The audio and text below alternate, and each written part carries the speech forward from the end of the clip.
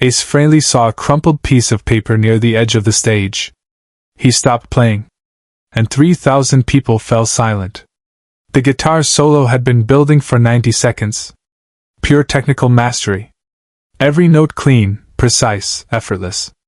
The kind of playing that made other guitarists in the audience stop moving and just listen, analyzing technique, wondering how he made it look so easy. Ace stood center stage spotlit, his Gibson Les Paul singing through the arena speakers. His eyes were closed. His fingers moved across the fretboard with practiced confidence. This was his element. This was what he did. And then he opened his eyes. The crumpled paper was maybe 3 feet from his left boot. White. Folded and refolded multiple times. Corners bent. Slightly dirty, like it had been carried in someone's pocket for years before being tossed onto the stage. Ace's fingers stopped moving. The guitar went silent mid-phrase, the note hanging in the air before fading into nothing. The backing track continued for 2 more beats before the sound engineer, confused, began fading it down. Ace stood completely still, staring at that piece of paper on the dark stage floor. The drummer stopped. The bass player looked over, concerned. The entire band went quiet, instruments lowered, waiting for some signal about what was happening. 3,000 people in the arena held their breath. Concert security began moving toward the stage, thinking something was wrong. The stage manager spoke urgently into his headset backstage. Ace didn't move. Didn't speak. Just stared at that crumpled paper like it had reached up from the floor and grabbed him. Ace didn't defend himself. He never did. To understand what happened next, you need to understand what happened 6 weeks earlier. Ace Frehley wasn't on tour with Kiss. This was 1987. He'd left the band 3 years prior. The makeup was gone. The persona was retired. He was just Ace now, a guitarist doing solo work, playing smaller venues, trying to prove he was more than just the spaceman character millions of fans remembered. The music press had been brutal. One-trick pony. Showman, not a musician. He was nothing without the production team. The reviews came in waves, each one finding new ways to suggest that Ace Frehley's talent had always been smoke and mirrors, stage effects, and costume design. Ace didn't respond. Didn't give interviews defending himself. Didn't write op-eds explaining his technique. He just kept playing. Kept touring. Kept showing up. But it wore on him. The constant implication that he'd been carried by others. That his success was accidental. That without the makeup and the flash pods and the $1 million stage show, he was ordinary. 6 weeks before this concert, Ace had been in a Chicago recording studio working on new material. The session wasn't going well. The producer, a young guy, maybe 30, with credentials from working on a few successful pop records, kept stopping Ace's takes, asking for more energy, more showmanship, something that pops. After the 7th interrupted take, the producer came into the booth and sat on the edge of the console. "Look, Ace," he said, trying for a casual tone that came across as condescending. "I know you're used to the whole rock star thing, but in the studio, we need actual musicianship. Can you play this cleaner? Maybe simplify it? I'm not sure the technical stuff is working." Ace had looked at him for a long moment. The producer smiled, apparently thinking they were having a productive conversation. "You want it simpler?" Ace asked quietly. "Yeah, exactly. Just hit the main notes. Let the production do the heavy lifting." Ace stood up, unplugged his guitar, and walked out of the studio. No explanation. No argument. He just left. The producer called his manager, furious, demanding Ace apologize and return. Ace refused. He fired the producer and finished the album on his own, working with an engineer who didn't talk much and let the guitar speak. But the incident stayed with him. Not because it hurt his feelings. Ace had thick skin from decades in the industry. It stayed with him because it represented something larger, the fundamental misunderstanding of who he was and what he did. People saw the showman and assumed the show was all there was. They saw the effects and costumes and spectacle and decided the music must be secondary. They looked at Ace Frehley and saw performance, not mastery. He'd spent 30 years not bothering to correct them. But 6 weeks ago in that studio, something had shifted. The patience had worn thin. The willingness to let people think what they wanted had finally reached its limit. Which is why the crumpled paper on stage mattered. Away from the spotlight, Ace made a choice no one expected. The concert venue was the Springfield Civic Center in Massachusetts. Mid-sized arena. Good acoustics. Ace's solo tour was doing decent business, not arena rock numbers, but respectable crowds of fans who wanted to hear him play without the Kiss production apparatus. Before the show, Ace had been in his dressing room doing his usual pre-concert routine. Stretching his fingers. Running scales. Sitting in silence collecting himself before walking onto stage. There was a knock. The stage manager poked his head in. Ace, there's someone here who says they know you. Security stopped them but they're insisting. Want me to send them away? Who is it? Guy named Marcus. Says you knew him in New York in the 60s. Ace's expression didn't change, but something in his posture shifted. Send him in. The man who entered was maybe 60, wearing a worn jacket and carrying himself with the careful dignity of someone who'd had a hard life but hadn't let it break him. His face lit up when he saw Ace. Space Ace, he said, using the old nickname. Man, I wasn't sure you'd remember me. Ace stood and shook his hand. Marcus Chin. You taught me that pentatonic run I used on cold gin. Marcus laughed, delighted. You remember that? Jesus, that was 1969. We were kids. They talked for 10 minutes. About the old days in New York when they were both nobody guitarists playing club gigs for $20 a night.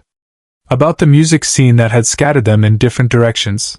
Ace toward rock stardom, Marcus toward session work and teaching. I brought something, Marcus said, reaching into his jacket pocket. He pulled out a crumpled piece of paper, worn from decades of carrying. You wrote this down for me. Back in '69. I was struggling with a chord progression, and you wrote out the solution. See? Your handwriting. I've kept it all these years. Ace took the paper and looked at it.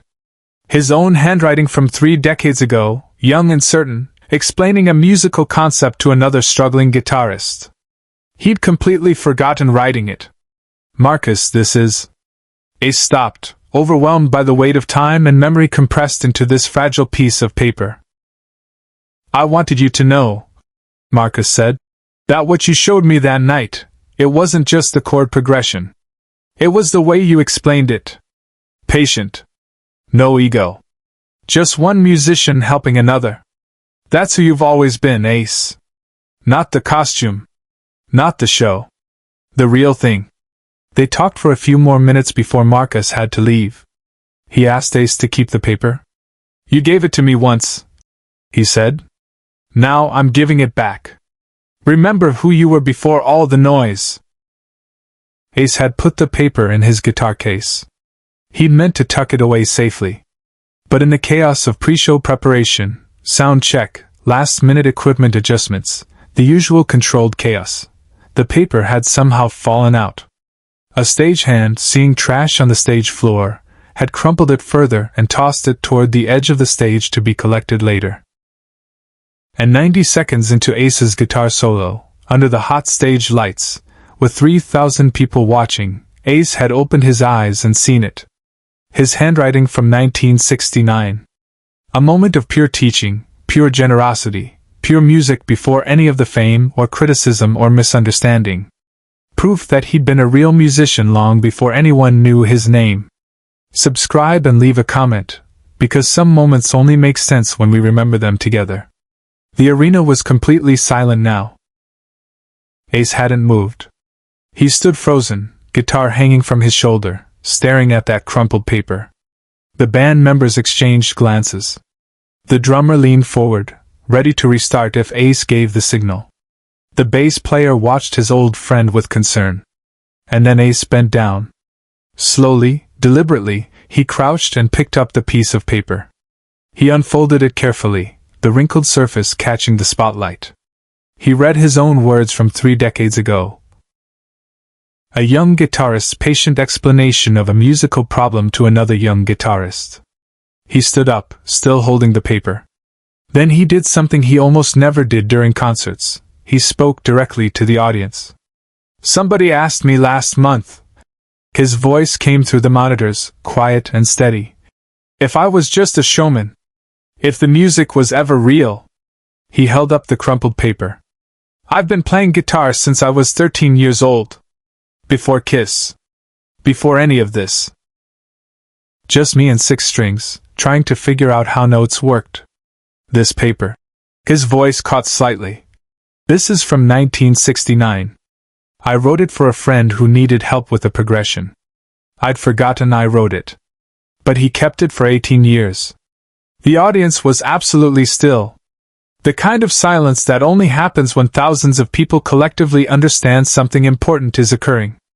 I don't need to defend myself," Ace continued. "I never have. But I want you to understand something. The show is what you see. The music is what I am. Always has been." He carefully folded the paper and tucked it into his shirt pocket. Over his heart. Then he raised his guitar. "This next solo," he said quietly, "is for every musician who was told the show mattered more than the song." What followed silenced everyone in the room. Ace began to play. But not the rehearsed solo from the set list. Not the familiar run the audience had paid to hear. This was something different. Something raw. He played without effects. Without production tricks. Just clean tones straight from the Gibson through a single amplifier.